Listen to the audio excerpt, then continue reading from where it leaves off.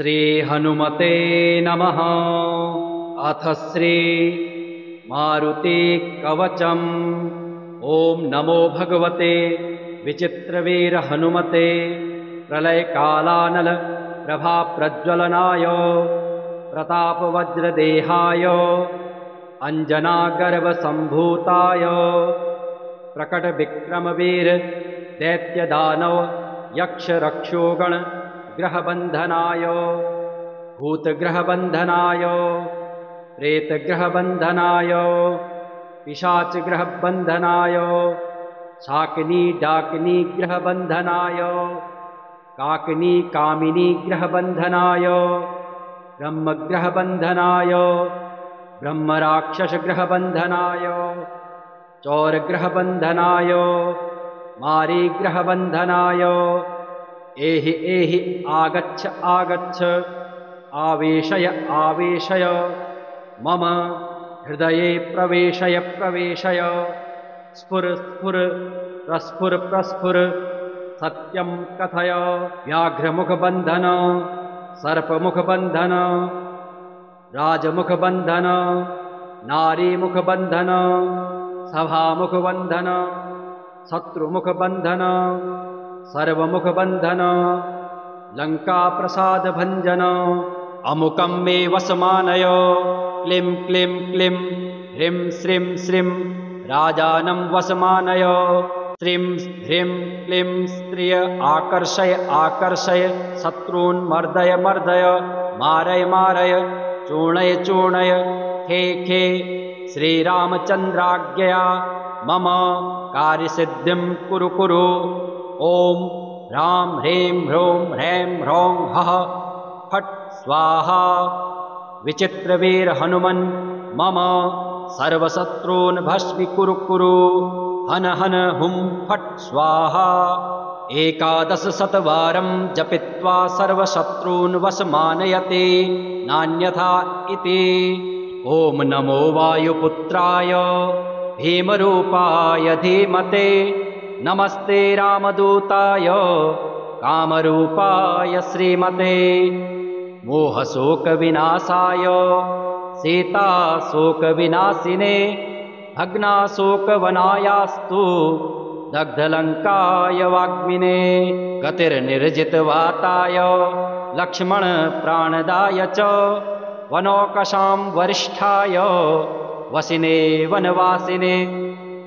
तत्त्वज्ञानसुधा सिन्धु निमग्नाय महीयसे आञ्जनेयाय शूराय सुग्रीव सचिवाय ते। जन्म मृत्यु भयज्ञाय सर्वक्लेशहराय च नेदिष्ठाय प्रेतभूत पिशाच भयहारिणे। यातनानाशनायास्तु नमो मर्कटरूपिणे यक्षराक्षसशार्दूल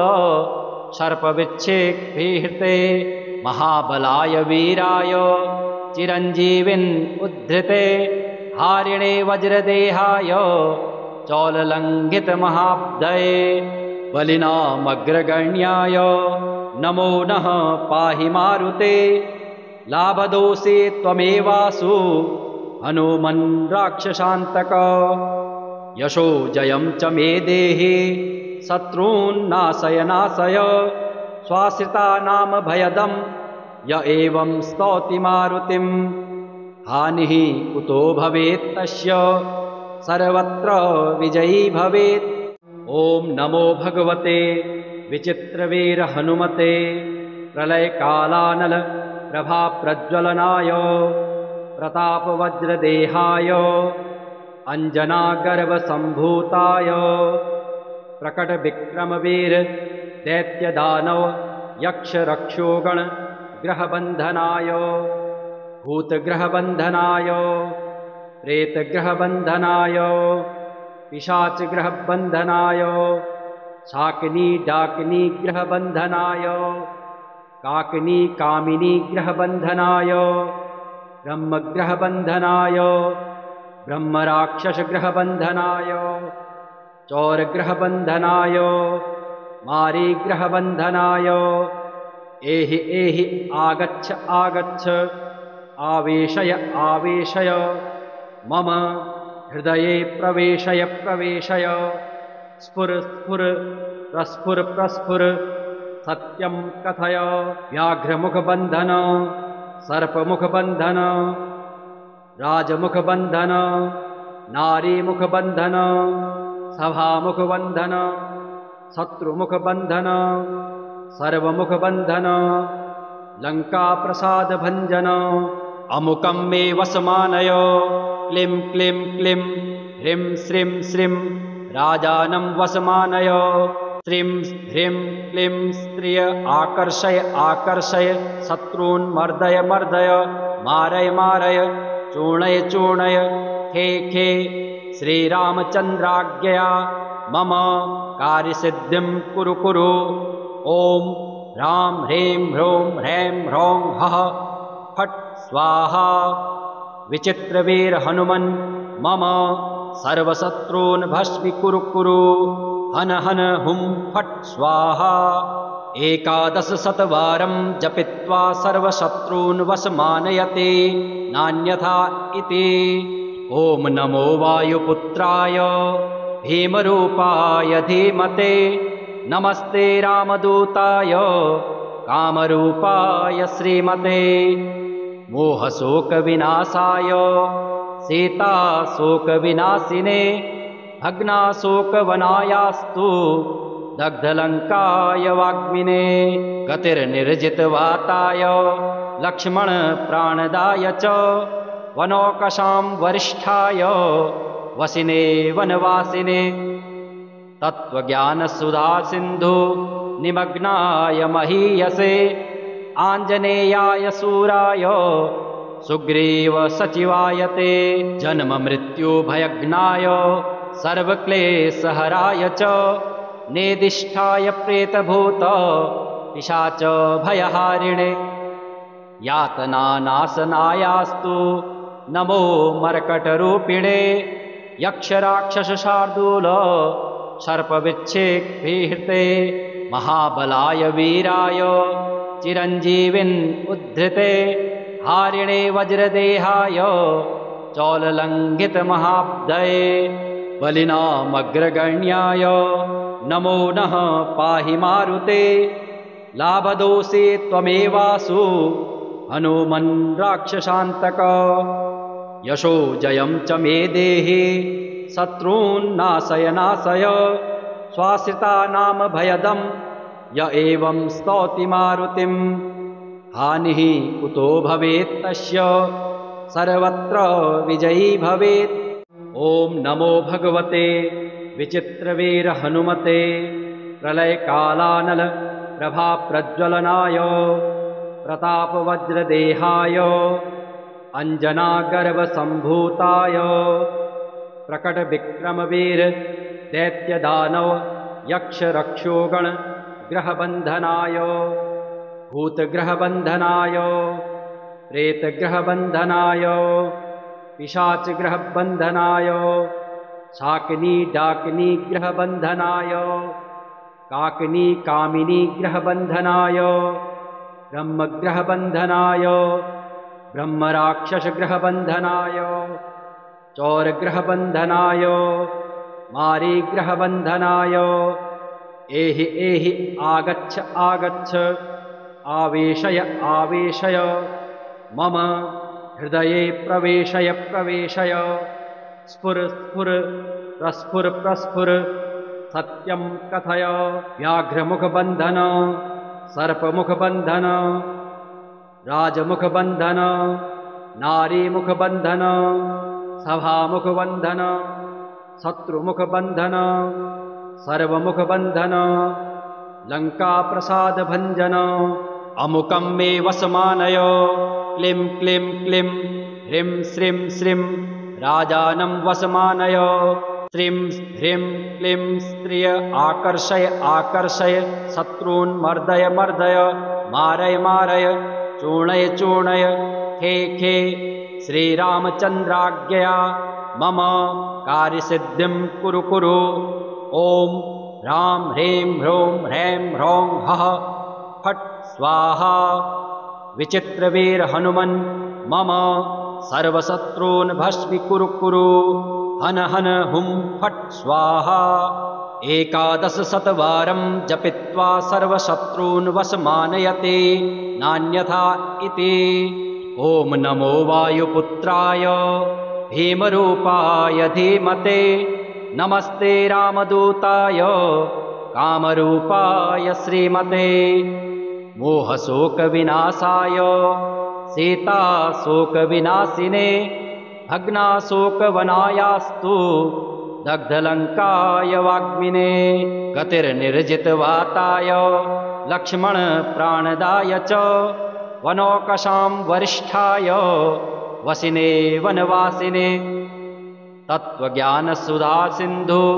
निमग्नाय महीयसे आञ्जनेयाय शूराय सुग्रीव सचिवायते जन्ममृत्युभयज्ञाय सर्वक्लेशहराय च नेदिष्ठाय प्रेतभूत पिशाच भयहारिणे यातनानाशनायास्तु नमो मर्कटरूपिणे यक्षराक्षसशार्दूल सर्पविच्छेक्तीहृते महाबलाय वीराय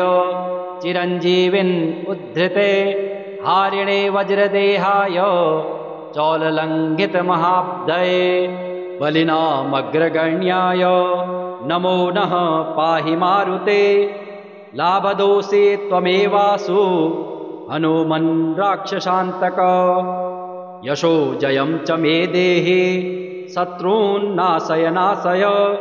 स्वाश्रितानां भयदं य एवं स्तौति मारुतिं हानिः कुतो भवेत् तस्य सर्वत्र विजयी भवेत् ॐ नमो भगवते विचित्रवीर हनुमते प्रलयकालानल प्रभाप्रज्वलनाय प्रतापवज्रदेहाय अञ्जनागर्भसम्भूताय प्रकटविक्रमवीर दैत्यदानव यक्षरक्षोगण ग्रहबन्धनाय भूतग्रहबन्धनाय प्रेतग्रहबन्धनाय पिशाचग्रहबन्धनाय शाकिनी डाकिनी ग्रहबन्धनाय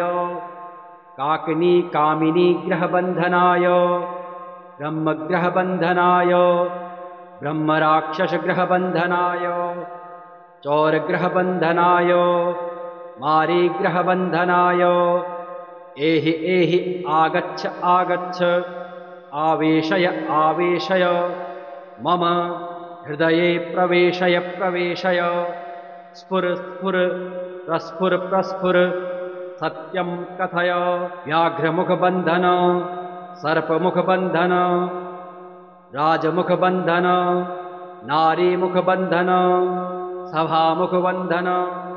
शत्रुमुखबन्धन सर्वमुखबन्धन लङ्काप्रसादभञ्जन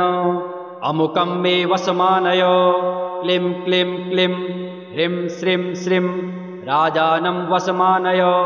श्रीं ह्रीं क्लीं स्त्रिय आकर्षय आकर्षय शत्रून् मर्दय मर्दय मारय मारय चूर्णय चूर्णय खे खे श्रीरामचन्द्राज्ञया मम कार्यसिद्धिं कुरु कुरु ॐ ह्रां ह्रीं ह्रूं ह्रैं ह्रौं हः फट् स्वाहा विचित्रवीर हनुमन् मम सर्वशत्रून् भस्मीकुरु कुरु हन हन हुं फट् स्वाहा 11 शतवारं जपित्वा सर्वशत्रून् वशमानयते नान्यथा इति ॐ नमो वायुपुत्राय भीमरूपाय धीमते नमस्ते रामदूताय कामरूपाय श्रीमते मोहशोकविनाशाय सीताशोकविनाशिने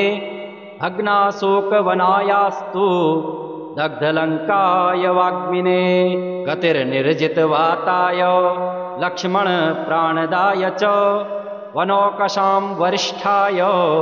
वसिने वनवासिने तत्त्वज्ञानसुधासिन्धु निमग्नाय महीयसे आञ्जनेयाय शूराय सुग्रीव सचिवायते जन्ममृत्युभयज्ञाय सर्वक्लेशहराय च नेदिष्ठाय प्रेतभूत पिशाच भयहारिणे यातनानाशनायास्तु नमो मर्कटरूपिणे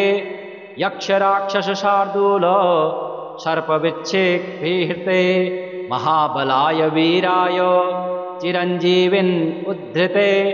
हारिणे वज्रदेहाय चौललङ्घितमहाब्धये बलिनामग्रगण्याय नमो नः पाहि मारुते लाभदोषे त्वमेवासु हनुमन् राक्षसान्तक यशो जयं च मे देहि शत्रून्नाशय नाशय स्वाश्रितानां भयदं य एवं स्तौति मारुतिं हानिः कुतो भवेत् तस्य सर्वत्र विजयी भवेत्। ॐ नमो भगवते विचित्रवीर हनुमते प्रलयकालानल प्रभाप्रज्वलनाय प्रतापवज्रदेहाय अञ्जनागर्भसम्भूताय प्रकटविक्रमवीर दैत्यदानव यक्षरक्षोगण ग्रहबन्धनाय भूतग्रहबन्धनाय प्रेतग्रहबन्धनाय पिशाचग्रहबन्धनाय शाकिनी डाकिनी ग्रहबन्धनाय काकिनी कामिनी ग्रहबन्धनाय ब्रह्मग्रहबन्धनाय ब्रह्मराक्षसग्रहबन्धनाय चौरग्रहबन्धनाय मारीग्रहबन्धनाय एहि एहि आगच्छ आगच्छ आवेशय आवेशय मम हृदये प्रवेशय प्रवेशय स्फुर स्फुर प्रस्फुर प्रस्फुर सत्यं कथय व्याघ्रमुखबन्धन सर्पमुखबन्धन राजमुखबन्धन नारीमुखबन्धन सभामुखबन्धन शत्रुमुखबन्धन सर्वमुखबन्धन लङ्काप्रसादभञ्जन अमुकं मे वसमानय क्लीं क्लीं क्लीं ह्रीं श्रीं श्रीं राजानं वसमानय श्रीं ह्रीं क्लीं स्त्रिय आकर्षय आकर्षय शत्रून् मर्दय मर्दय मारय मारय चूर्णय चूर्णय खे खे श्रीरामचन्द्राज्ञया मम कार्यसिद्धिं कुरु कुरु। ॐ ह्रां ह्रीं ह्रूं ह्रैं ह्रौं हः फट् स्वाहा। विचित्रवीर हनुमन् मम सर्वशत्रून् भस्मीकुरु कुरु। हन हन हुं फट् स्वाहा। 1100 जपित्वा सर्वशत्रून् वशमानयते नान्यथा इति। ॐ नमो वायुपुत्राय भीमरूपाय धीमते नमस्ते रामदूताय कामरूपाय श्रीमते मोहशोकविनाशाय सीताशोकविनाशिने भग्नाशोकवनायास्तु दग्धलङ्काय वाग्मिने गतिर्निर्जितवाताय लक्ष्मणप्राणदाय च वनौकसां वरिष्ठाय वसिने वनवासिने तत्त्वज्ञानसुधासिन्धु निमग्नाय महीयसे आञ्जनेयाय शूराय सुग्रीव सचिवाय ते जन्ममृत्युभयज्ञाय सर्वक्लेशहराय च नेदिष्ठाय प्रेतभूत पिशाच भयहारिणे यातनानाशनायास्तु नमो मर्कटरूपिणे यक्षराक्षसशार्दूल सर्पविच्छेक्तीर्थे महाबलाय वीराय चिरञ्जीविन् उद्धृते हारिणे वज्रदेहाय चौललङ्घितमहाब्धये बलिनामग्रगण्याय नमो नः पाहि मारुते लाभदोषे त्वमेवासु हनुमन् राक्षसान्तक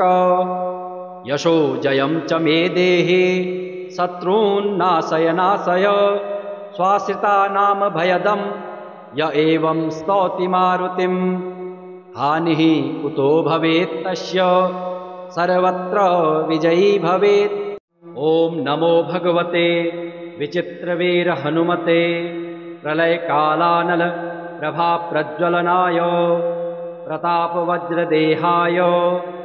अञ्जनागर्भसम्भूताय प्रकटविक्रमवीर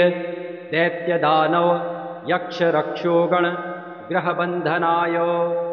भूतग्रहबन्धनाय प्रेतग्रहबन्धनाय पिशाचग्रहबन्धनाय शाकिनी डाकिनी ग्रहबन्धनाय काकिनी कामिनी ग्रहबन्धनाय ब्रह्मग्रहबन्धनाय ब्रह्मराक्षसग्रहबन्धनाय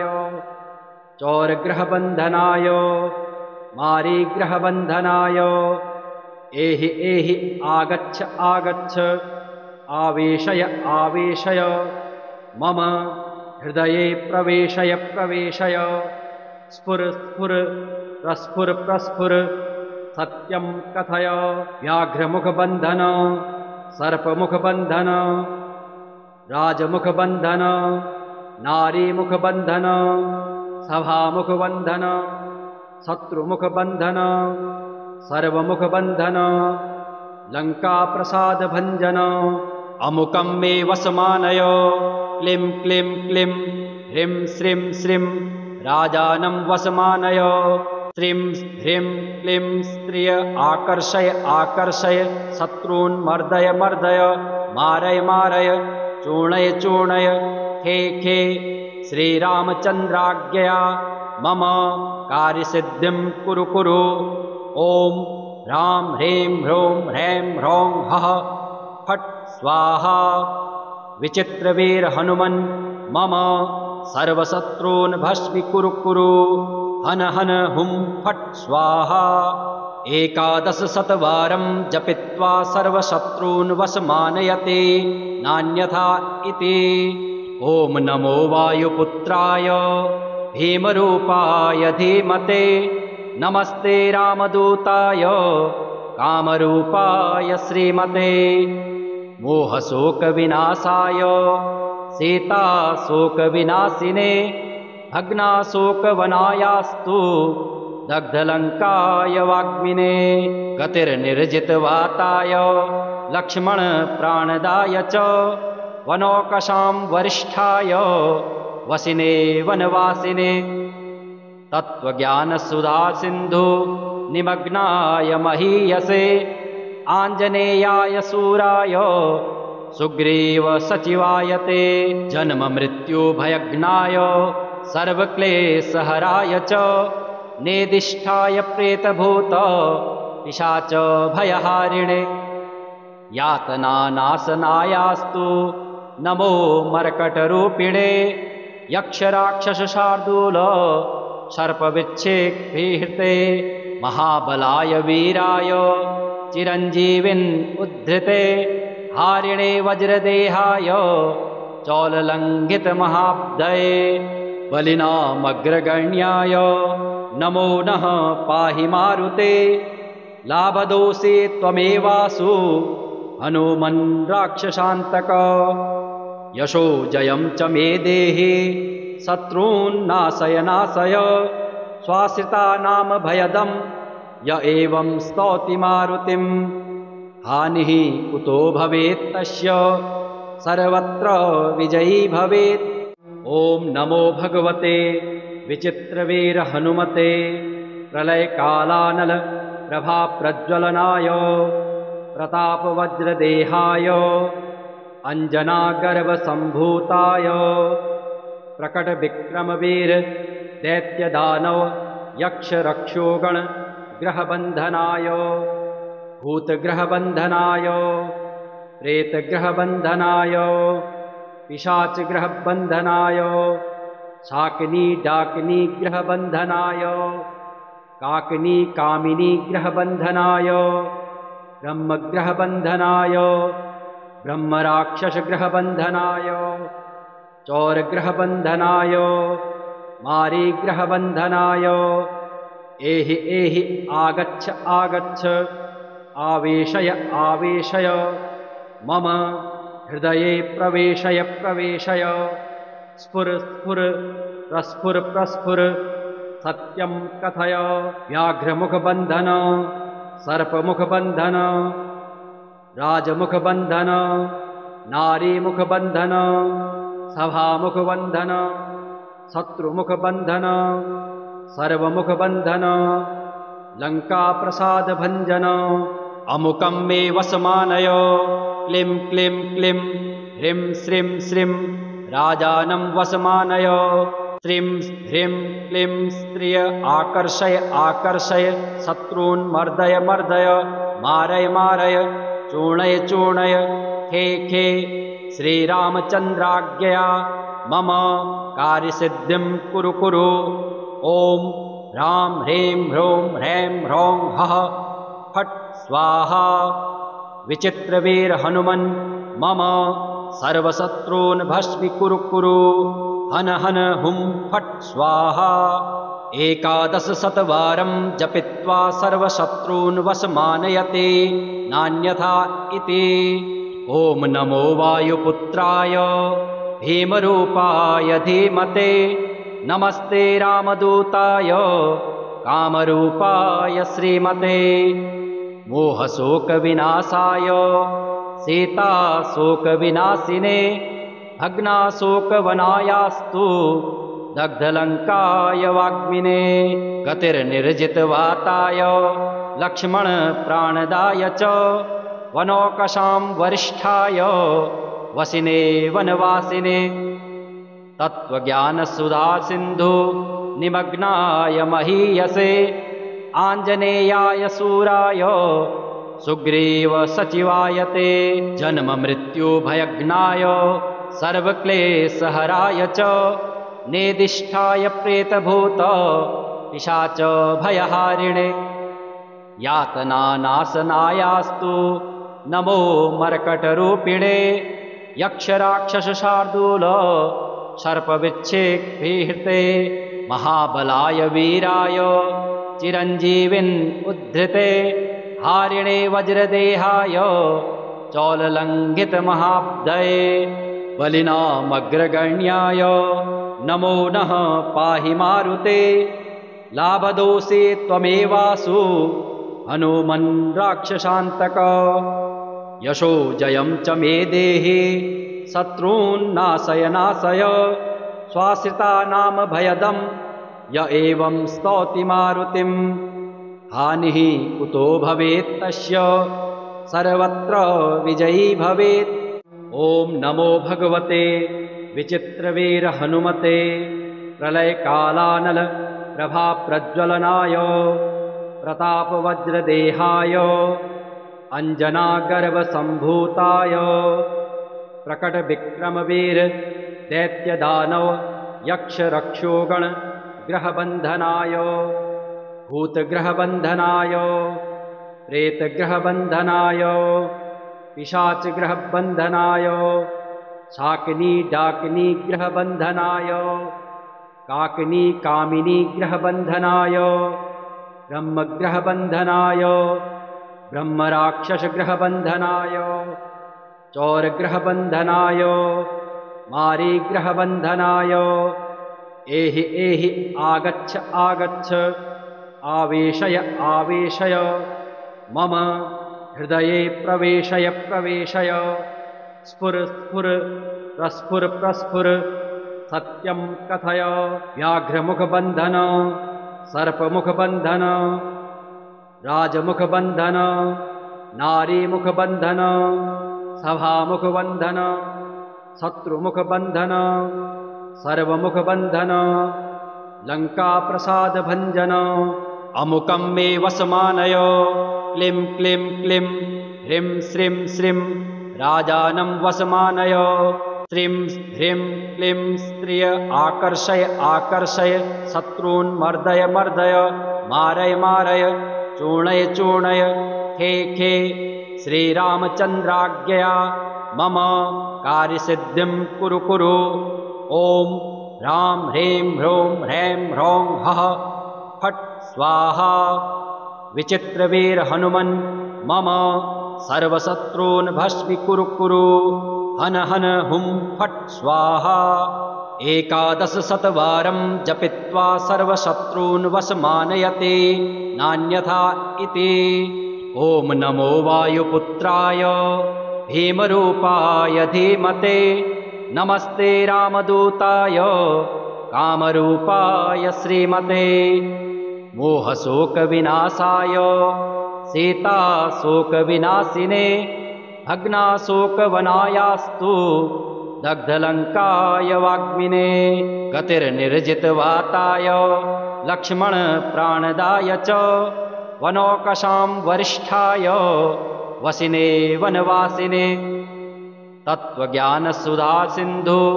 निमग्नाय महीयसे आञ्जनेयाय शूराय सुग्रीव सचिवाय ते जन्ममृत्युभयज्ञाय सर्वक्लेशहराय च नेदिष्ठाय प्रेतभूत पिशाच भयहारिणे यातनानाशनायास्तु नमो मर्कटरूपिणे यक्षराक्षसशार्दूल सर्पविच्छेक्भिहृते महाबलाय वीराय चिरञ्जीविन् उद्धृते हारिणे वज्रदेहाय चौललङ्घितमहाब्धये बलिनामग्रगण्याय नमो नः पाहि मारुते लाभदोषे त्वमेवासु हनुमन् राक्षसान्तक यशो जयं च मे देहि शत्रून्नाशय नाशय स्वाश्रितानां भयदं य एवं स्तौति मारुतिं हानिः कुतो भवेत् तस्य सर्वत्र विजयी भवेत्। ॐ नमो भगवते विचित्रवीर हनुमते प्रलयकालानल प्रभाप्रज्वलनाय प्रतापवज्रदेहाय अञ्जनागर्भसम्भूताय प्रकटविक्रमवीर दैत्यदानव यक्षरक्षोगण ग्रहबन्धनाय भूतग्रहबन्धनाय प्रेतग्रहबन्धनाय पिशाचग्रहबन्धनाय शाकिनी डाकिनी ग्रहबन्धनाय काकिनी कामिनी ग्रहबन्धनाय ब्रह्मग्रहबन्धनाय ब्रह्मराक्षसग्रहबन्धनाय चौरग्रहबन्धनाय मारीग्रहबन्धनाय एहि एहि आगच्छ आगच्छ आवेशय आवेशय मम हृदये प्रवेशय प्रवेशय स्फुर स्फुर प्रस्फुर प्रस्फुर सत्यं कथय व्याघ्रमुखबन्धन सर्पमुखबन्धन राजमुखबन्धन नारीमुखबन्धन सभामुखबन्धन शत्रुमुखबन्धन सर्वमुखबन्धन लङ्काप्रसादभञ्जन अमुकं मे वसमानय क्लीं क्लीं क्लीं ह्रीं श्रीं श्रीं राजानं वसमानय श्रीं ह्रीं क्लीं स्त्रिय आकर्षय आकर्षय शत्रून् मर्दय मर्दय मारय मारय चूर्णय चूर्णय खे खे श्रीरामचन्द्राज्ञया मम कार्यसिद्धिं कुरु कुरु। ॐ ह्रां ह्रीं ह्रूं ह्रैं ह्रौं हः फट् स्वाहा। विचित्रवीर हनुमन् मम सर्वशत्रून् भस्मीकुरु कुरु। हन हन हुं फट् स्वाहा। 11 शतवारं जपित्वा सर्वशत्रून् वशमानयते नान्यथा इति। ॐ नमो वायुपुत्राय भीमरूपाय धीमते नमस्ते रामदूताय कामरूपाय श्रीमते मोहशोकविनाशाय सीताशोकविनाशिने भग्नाशोकवनायास्तु दग्धलङ्काय वाग्मिने गतिर्निर्जितवाताय लक्ष्मणप्राणदाय च वनौकशां वरिष्ठाय वसिने वनवासिने तत्त्वज्ञानसुधासिन्धु निमग्नाय महीयसे आञ्जनेयाय शूराय सुग्रीव सचिवाय ते जन्ममृत्युभयज्ञाय सर्वक्लेशहराय च नेदिष्ठाय प्रेतभूत पिशाच भयहारिणे यातनानाशनायास्तु नमो मर्कटरूपिणे यक्षराक्षसशार्दूल सर्पविच्छेक्रिहृते महाबलाय वीराय चिरञ्जीविन् उद्धृते हारिणे वज्रदेहाय चौललङ्घितमहाब्धये बलिनामग्रगण्याय नमो नः पाहि मारुते लाभदोषे त्वमेवासु हनुमन् राक्षसान्तक यशो जयं च मे देहि शत्रून्नाशय नाशय स्वाश्रितानां भयदं य एवं स्तौति मारुतिं हानिः कुतो भवेत् तस्य सर्वत्र विजयी भवेत्। ॐ नमो भगवते विचित्रवीर हनुमते प्रलयकालानल प्रभाप्रज्वलनाय प्रतापवज्रदेहाय अञ्जनागर्भसम्भूताय प्रकटविक्रमवीर दैत्यदानव यक्षरक्षोगण ग्रहबन्धनाय भूतग्रहबन्धनाय प्रेतग्रहबन्धनाय पिशाचग्रहबन्धनाय शाकिनी डाकिनी ग्रहबन्धनाय काकिनी कामिनी ग्रहबन्धनाय ब्रह्मग्रहबन्धनाय ब्रह्मराक्षसग्रहबन्धनाय चौरग्रहबन्धनाय मारीग्रहबन्धनाय एहि एहि आगच्छ आगच्छ आवेशय आवेशय मम हृदये प्रवेशय प्रवेशय स्फुर स्फुर प्रस्फुर प्रस्फुर सत्यं कथय व्याघ्रमुखबन्धन सर्पमुखबन्धन राजमुखबन्धन नारीमुखबन्धन सभामुखबन्धन शत्रुमुखबन्धन सर्वमुखबन्धन लङ्काप्रसादभञ्जन अमुकं मे वसमानय क्लीं क्लीं क्लीं ह्रीं श्रीं श्रीं राजानं वसमानय श्रीं ह्रीं क्लीं स्त्रिय आकर्षय आकर्षय शत्रून् मर्दय मर्दय मारय मारय चूर्णय चूर्णय खे खे श्रीरामचन्द्राज्ञया मम कार्यसिद्धिं कुरु कुरु। ॐ ह्रां ह्रीं ह्रूं ह्रैं ह्रौं हः फट् स्वाहा। विचित्रवीर हनुमन् मम सर्वशत्रून् भस्मीकुरु कुरु। हन हन हुं फट् स्वाहा। 11 शतवारं जपित्वा सर्वशत्रून् वशमानयते नान्यथा इति। ॐ नमो वायुपुत्राय भीमरूपाय धीमते